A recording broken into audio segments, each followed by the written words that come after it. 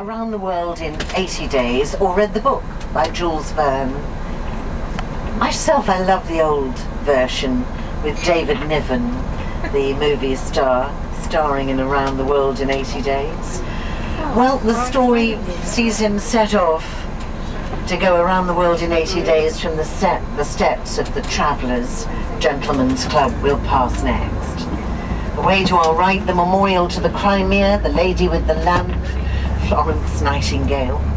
Here on our left, the flowers in the window box of the Travellers' Gentlemen's Club with that link with Around the World in 80 Days. The Reform Gentlemen's Club on the left.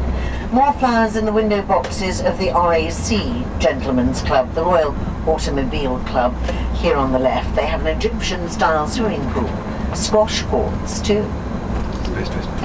Oh, these gentlemen's clubs have long waiting lists. It's very impressive if you have a business meeting, your company isn't in London, and you meet for a business meeting in your club. You know, people would think, oh, that's a bit posh. That's impressive. So we make our way to Covent Garden Market. For hundreds of years, the fruit, flower and vegetable market of London, where Liza Doolittle sold her flowers, if you saw the film My Fair Lady. And certainly too, the lovely building. When the fruit, flower and vegetable market moved out over 40 years ago into modern buildings on the other side of the river, they were going to knock the Covent Garden Market down, but changed their mind at the 11th hour, and today it's been converted into shops, boutiques, cafes, apartments. It has street performers, fire eaters, jugglers, musicians, all free cabaret.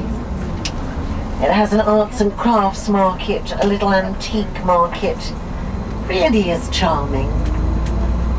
And so, for some of you who really need to just sit and rest, you're welcome to do that at the lunch venue. And for those of you who love to be up and at it and, you know, always doing and making the most of every moment, after you've had lunch you'll probably want to stroll around the corner to Covent Garden to have a little taste, a little flavour of it. And if it's the first taste, the first flavour that our lunch stop at Covent Garden, the first chance you've had to look at it, I wouldn't mind betting that you'll come back again for some more. It's trendy, it's hip, and it's very famous. And so many restaurants and cafes to choose from for a lunch or a pre-theatre supper or a post-theatre supper.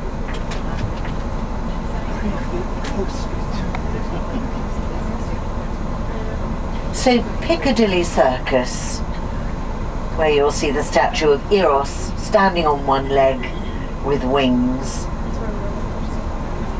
and radiating up from Piccadilly Circus takes its name from the Latin word circuitous, the round place, a round open area where streets run in to that round open area. And from Piccadilly Circus there's the red light district Soho, which runs from here all the way over to Covent Garden.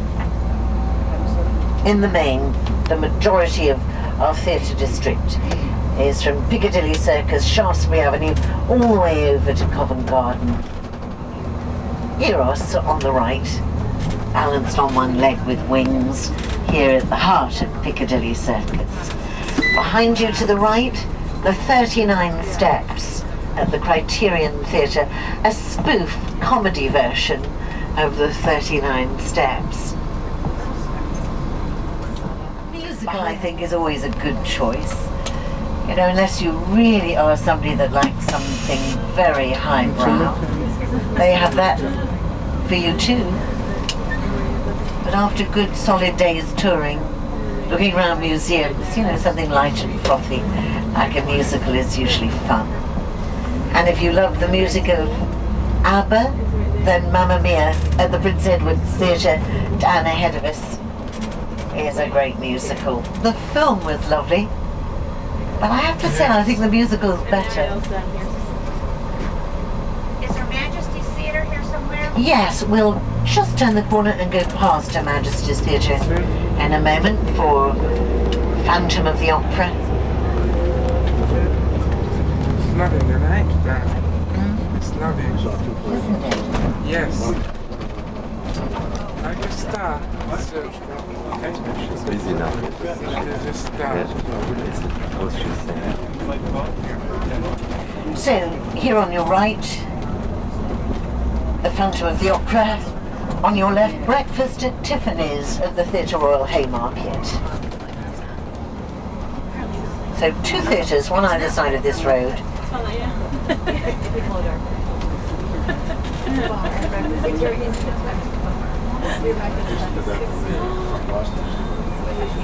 So we'll cut back through Trafalgar Square.